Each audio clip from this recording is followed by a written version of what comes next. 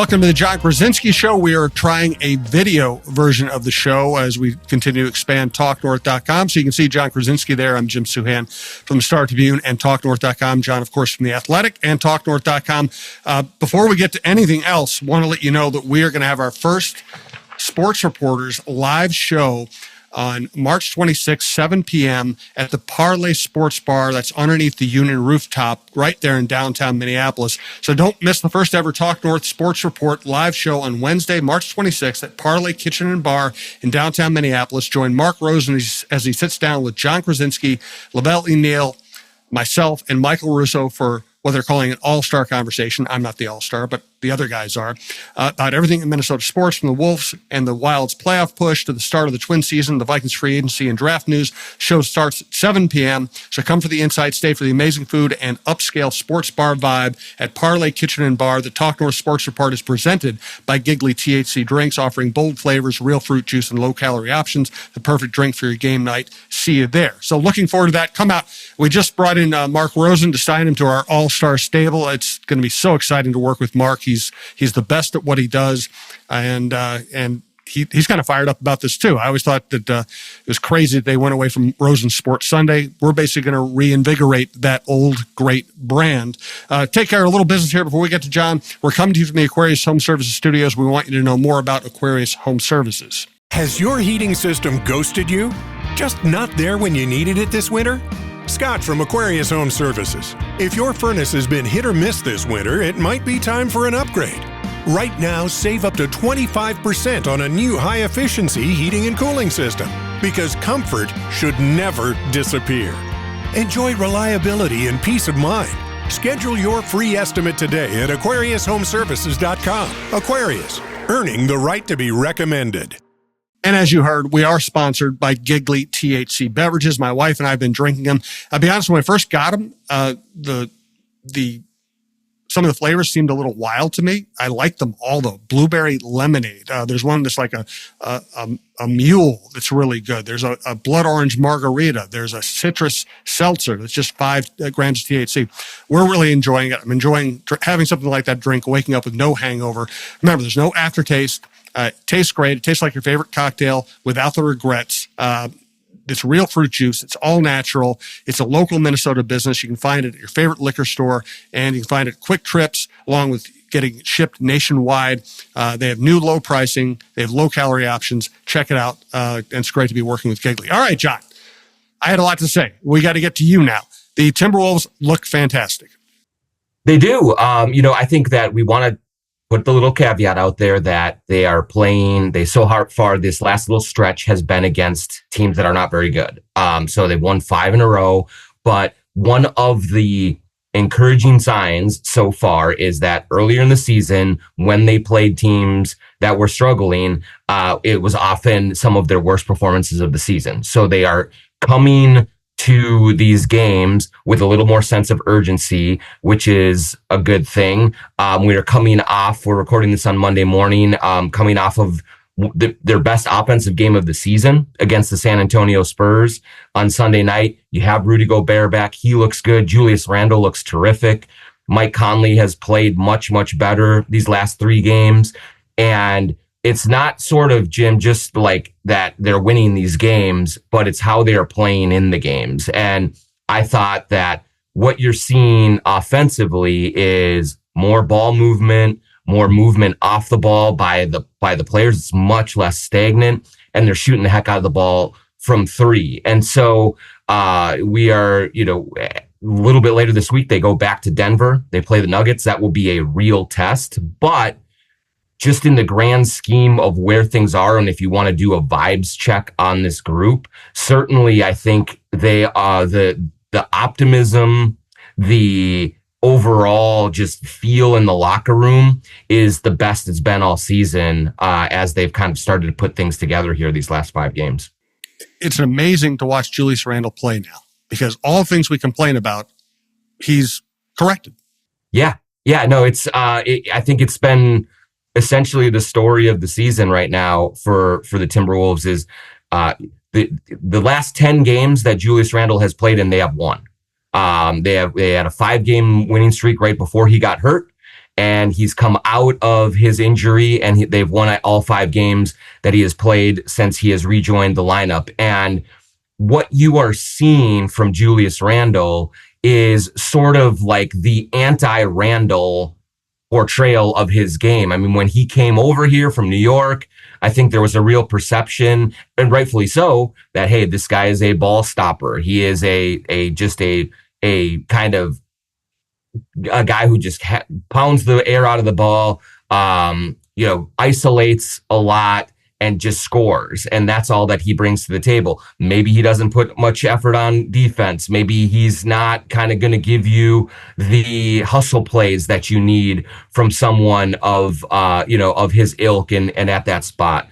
But really, even prior to the injury, he started to adapt his game quite a bit to what this team needed. He is passing the ball more and more. His shots, his field goal attempts are among the lowest of his career. His usage is very low, but his assists are high. He's had 9, and 10 assists the last 3 games. He is creating wide open shots for players in the half court offense. I mean, he'll get the ball, drive in, draw a double team, kick out to wide open shooters who knock down threes. He has really sort of sacrificed a lot in terms of his individual production and scoring, and is giving you just great quarterbacking of the offense, in addition to at least a couple of times a game, he's hustling for a long rebound. He's getting on the floor for a loose ball. He's saving one from out of bounds and keeping a possession. And it's really been a huge development for this team to kind of get them back into the mode of a team that I think goes into every night really confident that they can win that game. And he took a lot of criticism early on. Some of it was very much deserved, but I think a lot of it was basically more based that Cat was just having a great year, and he was juxtaposed against that. But we're talking now for a good solid month. He has been a very additive player, and someone that just helps them win, run good offense, plays solid defense, and has really turned into a huge just driver of winning so far for this team. He used to go in the paint, dribble 18 times, then make a decision. It feels like he goes in the paint and makes a decision very quickly now. How did they get him to that point? So we talked to him about that last night after the game, and I just think that there's a combination of a couple things. First of all, him being fully healthy has helped him, because remember, Jim, when he came into the season and started the year, he was coming off of missing a ton of games the previous season with a shoulder injury. And it was a real significant shoulder injury that kept him off the court for a very, very long time.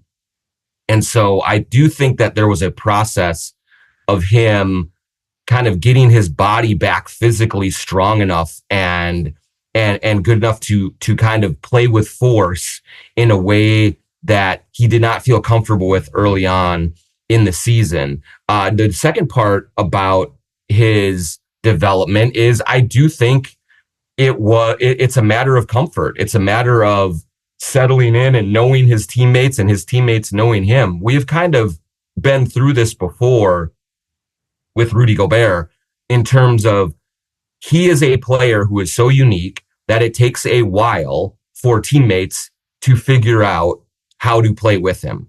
And some guys take a full year to understand it. Some guys at least take half of a season.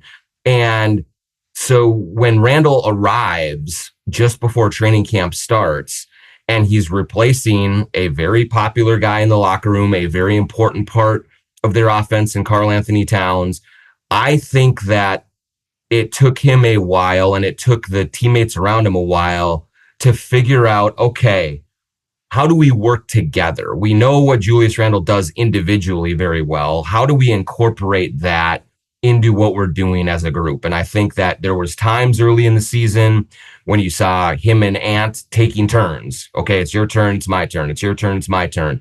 There were times when you saw the entire offense just kind of sit there and stand and watch when Randle had the ball and he was in the post or he was at the elbow, and they weren't moving, they weren't cutting, they weren't finding ways to make themselves available for his passes. And as the season has gone on, what we have seen is teammates are understanding that, hey, if I get myself open, he's going to find me and I'm going to get a great shot.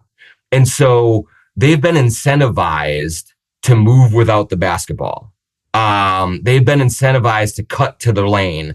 They've been incentivized to relocate around the perimeter to get in his field of vision when he has the ball, because he will find them for great, great shots. And so there's just a better understanding of how Julius operates. But then Julius has also had to really compromise and change his game in a little way as well, because in New York, he was essentially the number one scorer, the one guy who said, hey, Julius, we need a bucket. Go get it for us. Make this happen. Drive the scoring for our offense. And so he went from that environment to an environment that has a more democratic approach, that has Ant, that has Mike Conley, that has DiVincenzo, that has Rudy Gobert, that has Naz Reid, that has Jaden McDaniels. They have all of these guys that can benefit from his ability to run an offense. And I do think now it appeals to him a little more, or he understands a little bit more that, hey, if I play this way, A, we're going to win games, and B, that's going to be very good for me as well. And so every time that he has a high assist game, that he is generating great offense for others, that's great for Julius Randle as well, because the knock on him has always been ISO heavy, ball stopper, that kind of thing. So if he can show that he is adapting and evolving this late in his career, that sets him up for better or more, a bigger contract going forward, all of those things, whether it's here or elsewhere. It makes him a more attractive player as well. And I just feel like he is more comfortable in his own skin that way, that he can go out and play this way and still have a real impact on the outcomes of these games. And so, long story short, everyone just understands each other a whole lot better. And they are finding out that when they work together, that it's much more effective and it's much more fun. And so that's what's happening right now, with Randle and the Timberwolves. It's fascinating because when Finch first got hired, what I heard, I'm sure I heard partly from you and your sources, is, hey, Finch loves a free-flowing offense with great ball movement and player freedom. And it's funny, now we're seeing more of that than we've seen before with Finch here, with Julius Randle in the middle, which we did not expect a month ago. We did not expect it. I think I would say that probably since, the middle of December, Jim, we've started to see it kind of starting to grind toward where they are getting now. It's taken a while, that's for sure. And that was sort of one of the conundrums of the season early on for me, was that it was hard to square that Finch does. He's this egalitarian basketball mind. He really wants a free-flowing, beautiful game style of offense. That's where he loves to kind of live in the NBA ecosystem. But what we had seen, especially early on, was very much the opposite of that. It was ISO heavy. It was stagnant. It was, hey, if they're making their threes, they have a chance. If not, they're kind of sunk. And I was just trying to figure out, okay, what is Chris Finch trying to do here? How is he trying to get from A to B? And it was hard. I think it was frustrating at times. I think it was a real grind as they worked to get these pieces to fit in the puzzle better together. And, it's true that they are, they're sort of feasting on some bad teams right now, but you can definitely see the not even just the outlines, but the real shape of a Finch style offense starting to emerge. And I do think that is a real emphasis on patience and on what it takes. I mean, there were so many Wolves fans earlier on in the season, fire Finch, trade Julius Randle, this is the worst thing ever, kind of approach. And I will give Chris Finch a lot of credit for this, in that you could tell that he was frustrated. You could tell that he was trying to work through all of these things, but he is the one who didn't panic. He is the one who has stayed with Julius Randle and kept believing in him. He has stayed with Mike Conley and kept believing in him. This is not a victory lap yet. They have a long ways to go. They have a lot more left to show and to prove that they can do this against high quality competition as well. But the arrow has been gradually pointed since the middle of December. And if they can continue this, it really is sort of a reminder that even when when you lose one game, when you lose 3 in a row, it's such a long season. The sky is not falling. And I think Finch has really kept with his own principles on this. And so far, he is being validated in that approach. No doubt. All right. A lot more to get to with this team. A very exciting time of year. This has been a blast to watch them lately.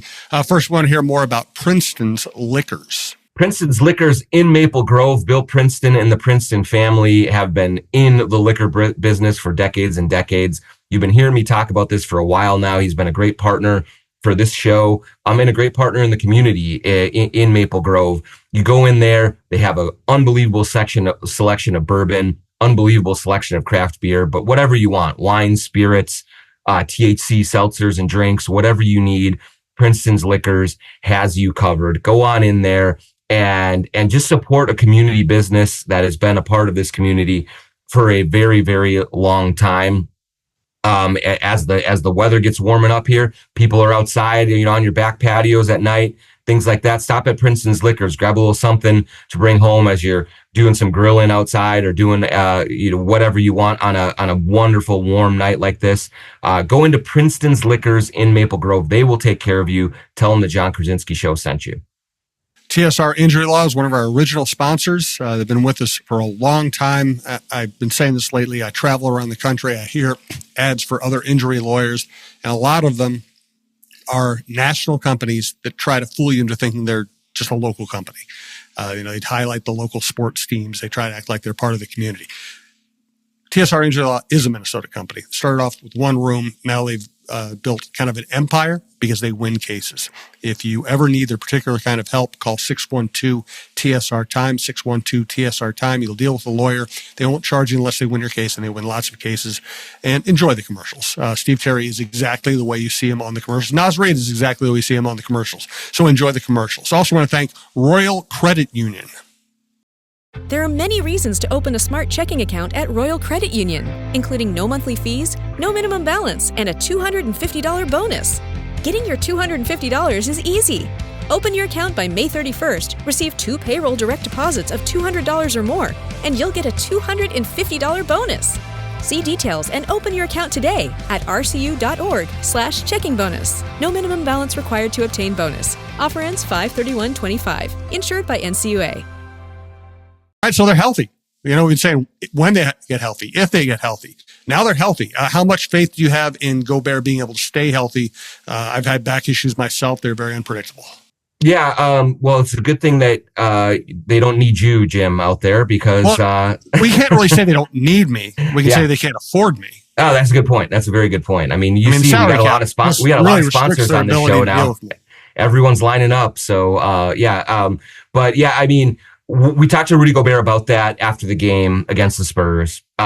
He said that one of the reasons that he took 10 games to come back from the back spasms is when he has an injury, He really tries to locate the root of the problem, address it, and get it to a point so that when he comes back, it does not recur. Obviously, there's no guarantee that it won't reoccur. I mean, with a player of his size, when as he gets a little older, you do worry about back issues kind of emerging as he goes. But one thing we do know about Rudy Gobert is that he takes meticulous care of his body.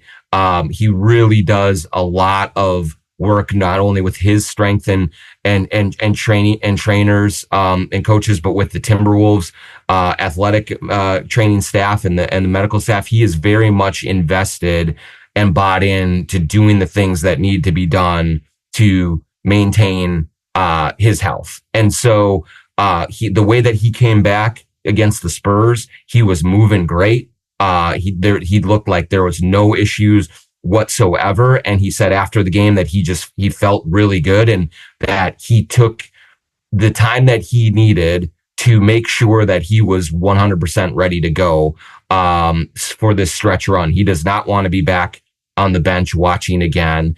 And so I think everyone is pretty optimistic that he's going to be okay. I think the most encouraging thing about last night's game was not even like they were okay defensively. They weren't great defensively at all, but offensively was with a big concern with Rudy Gobert. Like, hey, this thing is kind of humming with Naz Reid as the starting center. What's going to happen when you bring Gobert back into the fold from an offensive standpoint? Is that going to slow things up? Is that going to take driving lanes away from Anthony Edwards? What's going to happen with that? And instead, they had their best offensive game of the year, 141 points, 38 assists. Again, part of that is the Spurs. They're not that good, especially defensively without Wembanyama. But I do think that you just saw an offense that was able to continue to move, to continue to get good shots with Gobert out there on the floor. I think he was a team best, like plus 18 or plus 17. And so I think that was something that they can really build on. And one big credit that Rudy Gobert deserves in this whole thing, and you could talk about this, Jim, with the back issues, but the Wolves had, in his 10 games off, the Wolves had 7 road games. So a lot of flying to different cities. And Gobert went on every single trip. He got into the plane, 7'1", folding himself into the seats. He said he was really uncomfortable in some of those flights, but he wanted to be around the team. He wanted to be kind of immersed in things. He did not want to be isolated from the team while he was rehabbing that back injury. It was important to him to kind of be included while he was going through his injury. And I do think that contributed to a more seamless reintegration when he came back. But, he told me after the game, like, especially early on when he was having those spasms, to get on a plane and fly a couple hours, that's, that took a lot for him to do that. So big ups to Rudy for being willing to go through that. Yeah, when I went through my serious back problems, flying was about the last thing I ever wanted to do. Yeah, just sitting is bad, sitting in a controlled place where you can't really move around, getting any jolts you might get while in the air. It was excruciating. So I'm kind of amazed that he took that approach. Yeah, and he's 7'1". Like even on the private planes that the Timberwolves fly on, it's not exactly like he doesn't have a whole lot of leg room. So like, he's having to contort and twist and get himself into these planes and go with it. And he was, willing to deal with the discomfort so he could be around it. And I do think it helped him just kind of look at how the team was playing, look at what was needed, and be on the ground floor there and embedded with it.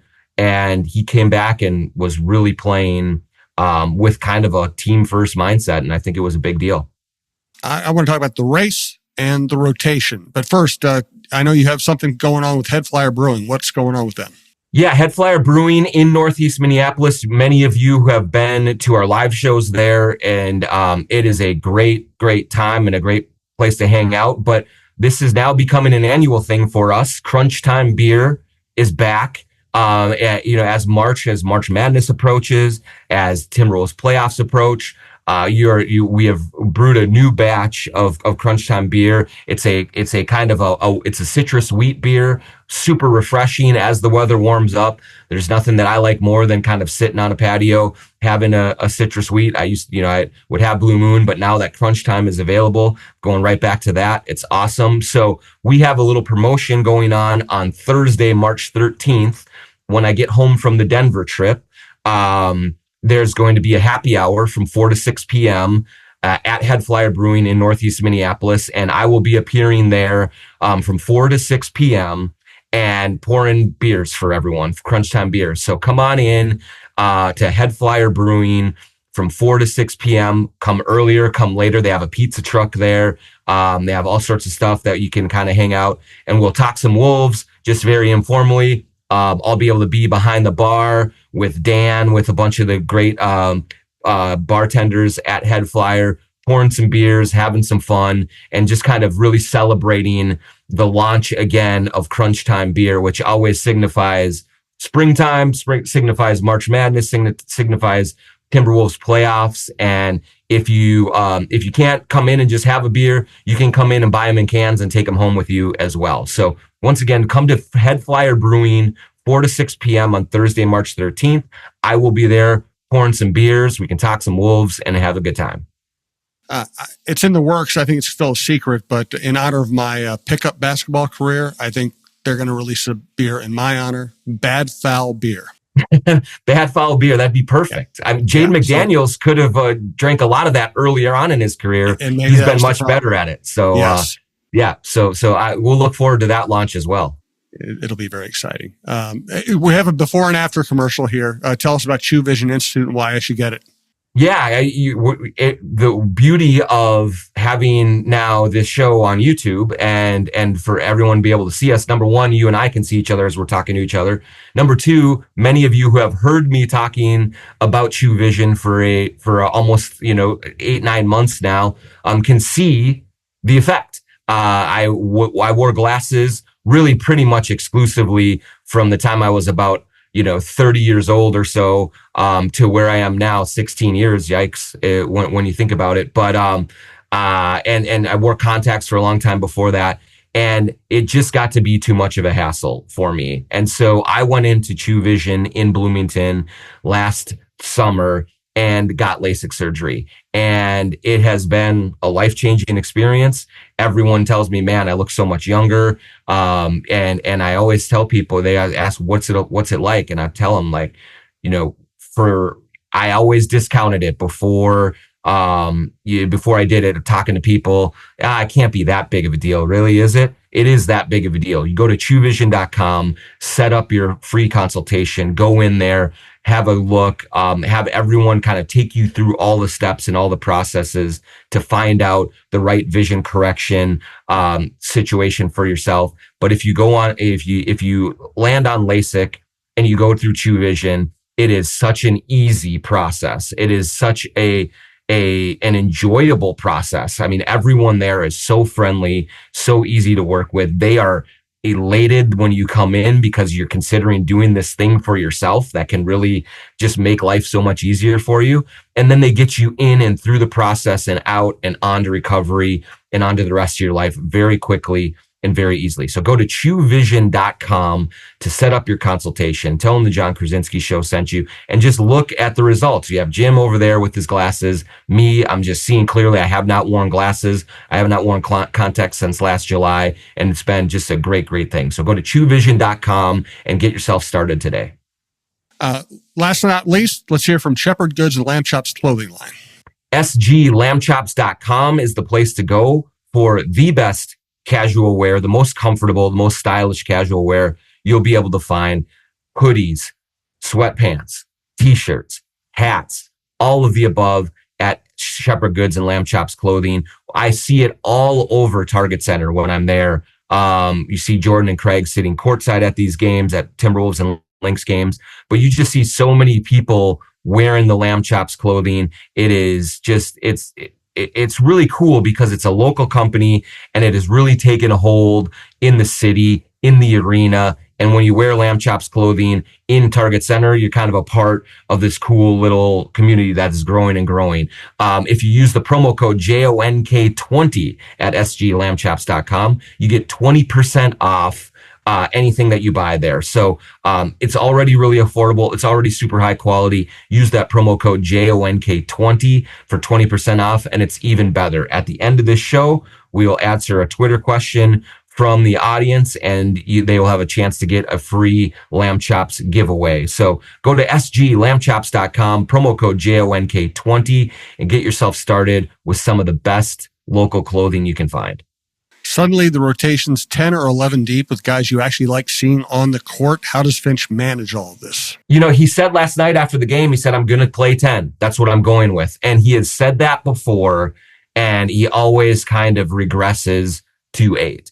But he's really seems committed to trying to get 10 guys in. And so how do you do that? That means that you have the top 8 that he's been going with the whole time, the starting 5 with Nickeil Alexander-Walker, Dante DiVincenzo, and Naz Reid off the bench. And I actually think DiVincenzo may start at point guard some nights, and Conley may shift into that bench role. We'll see.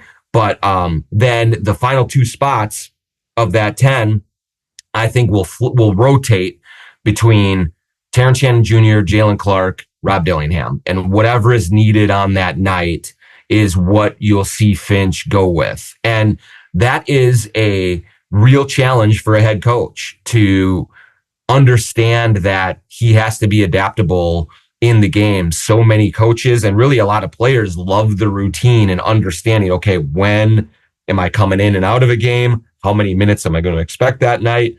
All of those things. But given how well, especially Shannon and Clark have played during this time, of injury, they've really just kind of, I think, gained Finch's trust. I also think that Chris Finch understands that it would be great if the Wolves could go through these final 16, 17 games as they push for the playoffs, but also not have to play Ant 40 minutes, Rudy 39 minutes, a couple of their guys like super high minute allotments. I think that the more bringing the rotation out to 10 does help keep the minutes into the mid 30s at least. And that will help just kind of conserve energy and make sure that these guys have some gas in the tank when the playoffs or play-in tournament begins. But what it requires is for Finch to be very flexible night in and night out. It's not an easy thing. We will see. There will probably be some nights where he plays 8. And he just kind of has to settle in. There will probably be some other times where he plays 10 or 11.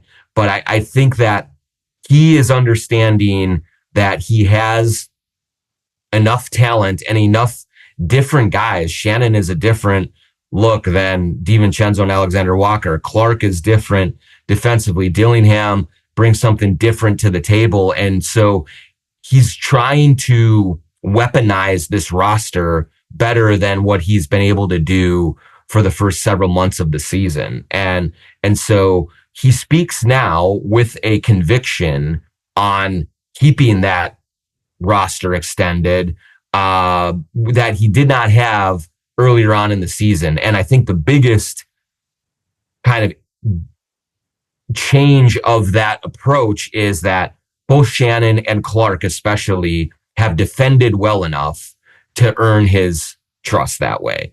I think he's still working through that with Dillingham, but Clark and Shannon both get after people defensively.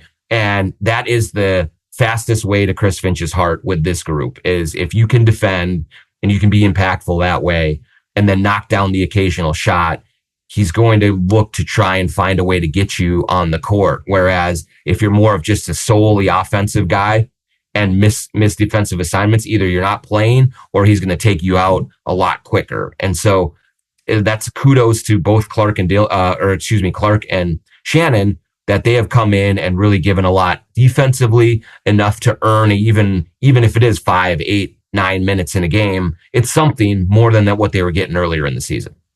I mean, I love Shannon his energy and the force he plays with an offense. Dillingham obviously is the future at point guard, and you love the flashes you see from him. To me, the guy who's got to play of those three is Clark. You put him out there, and he harasses good ball handlers, and they almost like are shocked that he's out there, pressure. It almost reminds me of the way the Wolves played in the first couple of games of the Suns series last year, where they just freaked the Suns out the way they attacked them, and Clark is ideal for that. Yeah, the fun thing to do right now is you can tell, in the middle of a regular season, the opposing team doesn't do a whole lot of scouting of the other team, especially players. The coaches obviously are in it and they're putting together these game plans and stuff, but the players are just trying to get from game to game. Okay, and I know who this guy is, I know who that guy is, and just muddle through.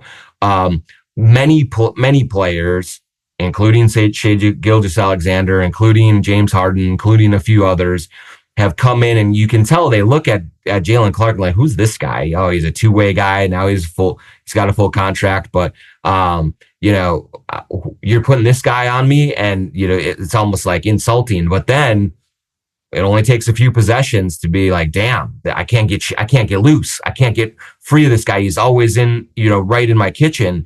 And so that has been really fun. I do think that as the season goes on, and especially in the playoffs, how opponents scout Jalen Clark and how he adapts to that will be an interesting development. But I think one of the other big keys to it, Jim, is that not only does Jalen Clark have this great defensive mindset, and he's a big, sturdy dude, like he's a big, strong guy defensively, that really gives them a good dimension on the perimeter. But he also just is able to do enough offensively that he's not a liability. Last night against the Spurs, he had not taken a shot for, he had been in for 8 minutes in 2 shifts, hadn't taken a shot. And at the end of the third quarter, the ball comes to him on the wing and he's wide open right before the buzzer, and he rises up confidently and makes the three before the buzzer sounds, and they have a 15-point lead going in to the fourth quarter. That's the one shot that he took, and he made it. And that is really hard for a player to do when you're not getting a lot of shots, when you're not in rhythm. But Clark is able to operate offensively, both from a shooting and then even a decision-making standpoint, where he is always in rhythm, even when the ball isn't finding him. And so I think that speaks to his intelligence and his instincts. And, there are a lot of guys of his ilk that when you put him out there, the opposing defense can completely ignore him offensively. And that's not the case for him. He is a player that can do things enough offensively to hurt the other team and to allow Finch to keep him on the floor and use his defensive specialties, which are elite. No doubt. Do you have a Twitter question today? Yeah, let me find it here. It is. While you're doing that, I'm just going to remind everybody. So Parlay Kitchen and Bar, that's the new sports bar that they put in underneath Union Rooftop, downtown Minneapolis, right over there. You know where it is. Walking distance from Target Center, not far from First Avenue. It's beautiful. It's a great place. We want to help highlight that. Again, we brought Mark Rosen on board at TalkNorth.com. It's a big thing for us. Russo, Krawczynski, Lavelle Neal. I'll do some caddying as well. But good food. Lots of big screen TVs, and we're going to make this a regular thing. Come out, say hello to Mark Rosen, say hello to all of us. We'd love to see you. All right, John, what's the Twitter question? So this one is from Dimitri. Do you think that Dante DiVincenzo and Randle's time off while injured, their first time away from the game since being traded, allowed for integration or adjustment to actually being with the Wolves? Because moving, changing jobs and locations is huge, especially with no time to process it. It's a great point from Dimitri, and I think there's kind of 2 prongs to my answer to this question. One is maybe it did allow them, to Dimitri's point, to sort of catch their breath a little bit. It was a really hectic move from New York to Minnesota. Both of them have wives and young families, and that's just a lot to take on right literally a day before training camp began. And then you get into the grind of a season and you're just go, go, go. And there's no real time for them to just like figure life stuff out. And so I do think, even though while both were traveling with the team when they were injured, I do think it allowed both of them to just like clear their heads, to just take a minute, and to watch this team, because that's the other part of the thing, is that I think both of them were watching how the Timberwolves play basketball and seeing it up close. And when you're not in the middle playing, you can kind of watch from the sideline with a different perspective. And Julius Randle in particular mentioned how valuable that part of his time off was. What I think really helped him was he sat on the sideline, he watched how the offense was going, he watched what other people needed. And I think that he just came back with a better understanding of, okay, here's how I get my offense and here's how I get other people going. And I just think that you can't really put a price tag on that experience for both of them. And so I don't think it's a coincidence that both of them have come back and look like they haven't missed a beat. Like neither one has had a bad game since he returned from the injury. And both of them are playing their game in a way that is more than just, I'm here, I'm going to shoot and get my stuff in. They are integrated fully into what this team is doing from a team aspect on both offense and defense. And so I do think that them sitting back for, double-digit games and watching and processing and understanding now is helping them as they are back in the battle and in the middle of it, kind of understand what needs to be done. And so I think it's just a great point from Dimitri that this time away, while it was painful for them and while the Timberwolves had to kind of muddle through it, it really did help their overall, kind of just approach to the game. And it really helped the Timberwolves because it also gave Shannon and Dillingham and Clark and these guys more time as well. And now they come back to a team more well-rounded and more prepared to play any different style night in and night out. So check out Jon at Head Flyer Brewing on Thursday. Check out the live show, the Sports Reporter Show, led by Mark Rosen on March 26th, 7 p.m. at Parlay. We look forward to seeing you. Thanks for everything. We appreciate you listening. We appreciate you watching. You'll see more videos from from TalkNorth.com as we go forward here and expand. And it's all possible because of our listeners and now our viewers.